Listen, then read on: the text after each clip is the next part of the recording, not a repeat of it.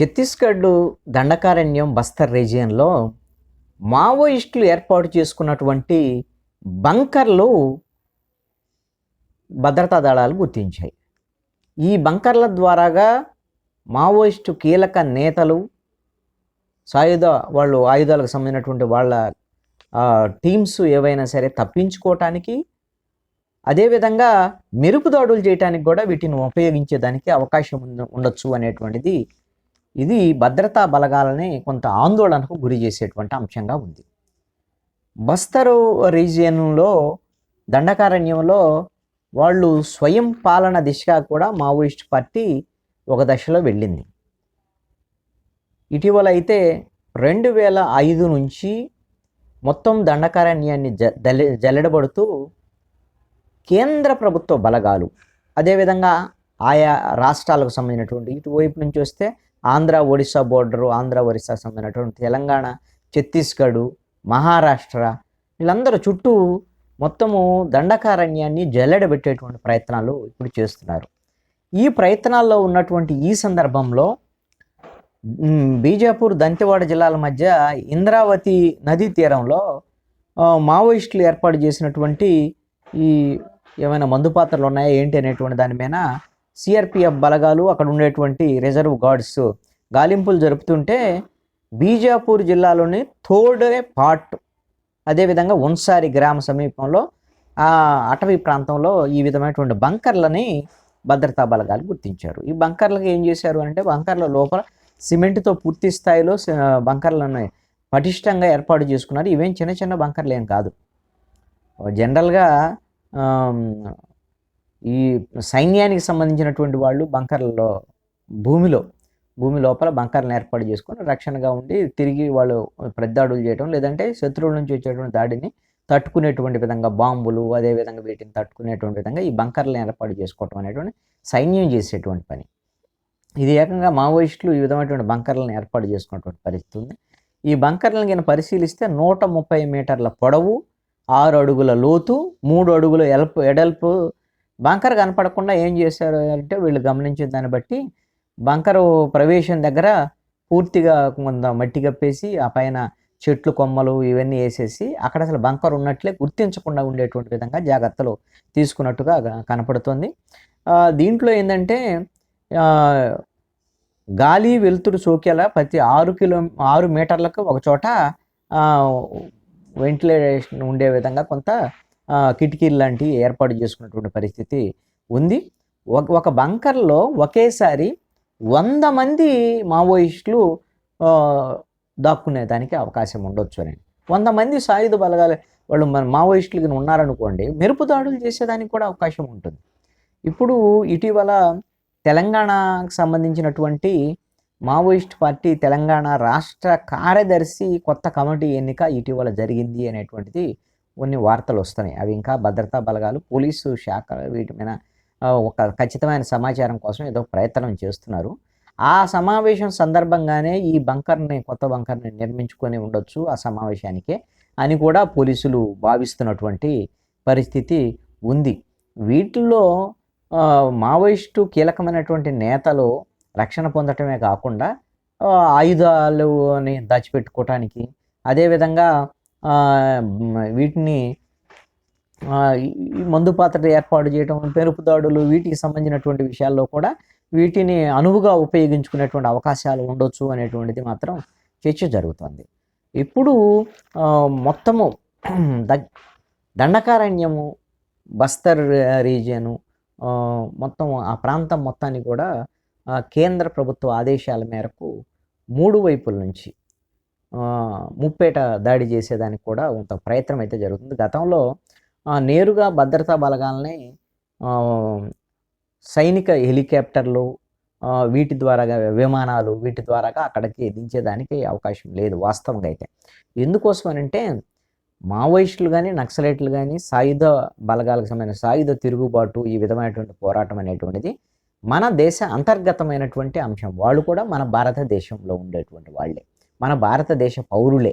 అయితే రాజకీయపరమైనటువంటి విభేదాల నేపథ్యంలో సాయుధ పోరాటం ద్వారాగా రాజ్యాధికారం రావాలనేటువంటిది వాళ్ళ లక్ష్యం. అయితే ఈ ప్రభుత్వాలు చేస్తున్నటువంటి ప్రజా వ్యతిరేక విధానాల మీద పోరాటం చేయటం అనేటువంటిది వాళ్ళ లక్ష్యం, వాళ్ళు చెప్పుకునేటువంటి అంశాలు. అయితే ఇది వాళ్ళు మన భారతదేశ పౌరులే కాబట్టి వాళ్ళ మీద మనము పో చేసేటువంటి పోరాటం చేసేటువంటి క్రమంలో, వాళ్ళ దాడుల్ని ఎదుర్కొనేటువంటి క్రమంలో మన సైన్యాలను ఉపయోగించకూడదు అనేటువంటిది మన మనం ఏర్పాటు చేసుకున్నటువంటి మన రాజ్యాంగబద్ధంగా ఉన్నటువంటి అంశం కూడా.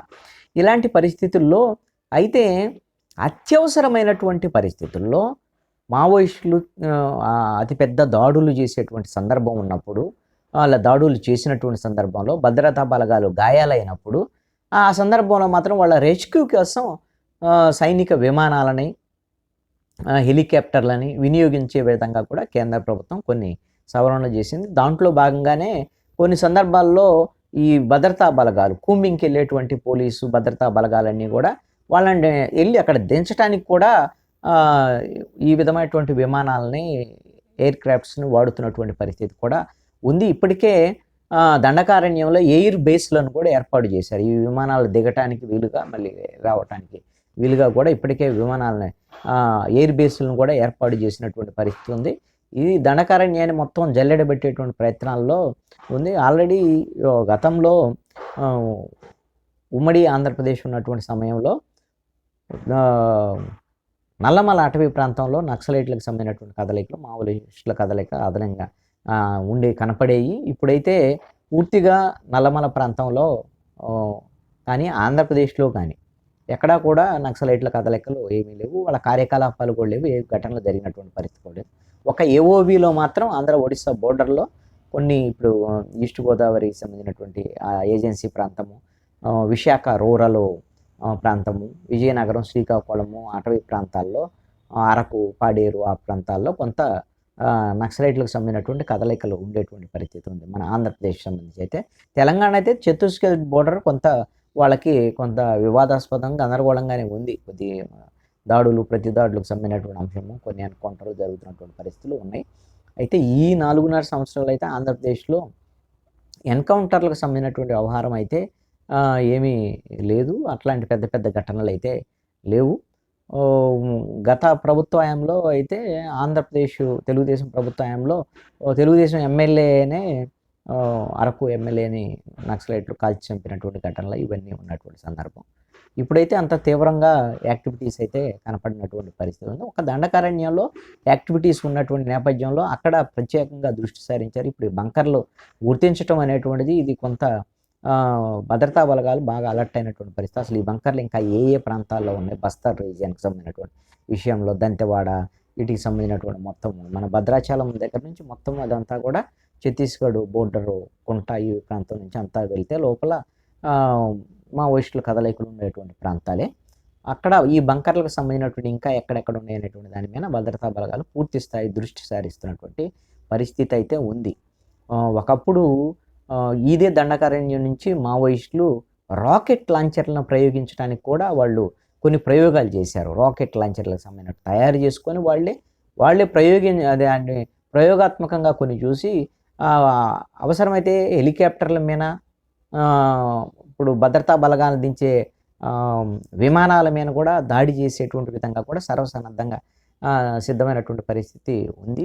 దానికి సంబంధించినటువంటి విషయంలో ఈ రాకెట్ లాంచర్లు వీటికి సంబంధించినటువంటి వీటి మొత్తాన్ని కూడా ఒక దశలో మన చెన్నై నుంచి ఆంధ్రప్రదేశ్కు వచ్చినటువంటి ఒక సందర్భంలో వాటిని మొత్తాన్ని స్వాధీనం చేసుకున్నాం. అప్పుడు ఒక 15 ఏళ్ళు క్రితమే, ఒక 20 ఏళ్ళ క్రితమే ఇది పెద్ద చర్చనీయాంశంగా మారినటువంటి పరిస్థితి ఉంది. మొత్తము మావోయిస్టు ఉద్యమానికి ఇప్పుడు కేంద్ర బిందువుగా దండకారణ్యము, అబుజ్మడ్, బస్తర్ రీజియన్ ఉన్నటువంటి పరిస్థితి ఉంది. ఇప్పుడు కేంద్ర బలగాలు మొత్తం దాని మీద దృష్టి సారిస్తున్నాయి కాబట్టి ఏ మేరకు మరి మావోయిస్టులు కేంద్ర బలగాల దాడిని ఎదుర్కొని నిలబడగలవా? ఎందుకంటే బయట ప్రపంచంలో, అంటే బయట భారతదేశంలో మిగతా ప్రజా సంఘాల రూపంలో కార్యక్రమాలు చేసేటువంటిది కొంత తగ్గిపోయినటువంటి పరిస్థితి ఉంది. ఎందుకోసం అంటే ఎన్ఐఏ డేగ కన్ను వేస్తుంది. ఎక్కడైనా సరే ఎవరైనా ఇలాంటి కార్యకలాపాలు నిర్వహించేటువంటి పరిస్థితి ఉంటే, అంటే ప్రజా జీవితంలో ఉండి నక్సలైట్లకు మద్దతు ఇచ్చేటువంటి విధంగా ఏదైనా కార్యకలాపాలు చేస్తే వాళ్ళ మీద దృష్టి సారించి అరెస్టులు చేయటం, ఇవన్నీ కూడా అవి కొన్ని ఆంధ్రప్రదేశ్లోని, తెలంగాణలో కూడా ఇటీవల కాలంలో అరెస్టులు జరిగినటువంటి పరిస్థితి ఉంది. ఎన్ఐఏ కూడా డేగ కన్ను వేసి పరిశీలిస్తున్నటువంటి నేపథ్యంలో ఉద్యమ విస్తరణ అనేటువంటిది మావోయిస్ట్ పార్టీకి చాలా కష్టసాధ్యంగా ఉంది.